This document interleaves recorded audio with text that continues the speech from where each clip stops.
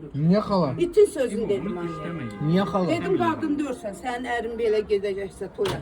Demək sən cəmaatı zalbı nəzərə almırsın, heç kimi saymırsınız siz. Ay xala, fərqi nədir? Əsas oldu Fərqi- gedirəm də toya. Ayıb olsun. Fərqi nədir nə Yox, geyindim? axı mədəniyyətsiz haldır. Kim Hər dedi? yerinin öz dress kodu var hər şeyin. Kim dedi? Nətər kim dedi? O bir şey, mərifət qaydalardır bunlar. Şey qaydaları var da, ala. Ne olar, mən sizə nə qədər öyrətmişəm, heç Yox, nəyə ay dabit xala, olmamışam həyatda. Kim qoyub bu qaydanı axı? Fərqi nədir nə geyindim? Qaydanı Əsas kim sənin ürəyindəki niyyət, toya getməyin, sevinməyin, Ürəyini qardaşının belə yerə. kəsərsən, niyyəti belə göstərərsən, ayıb olsun sizə. Ayıb. Yaxşı. Tər bastı mən hirsimdən. Nəysə.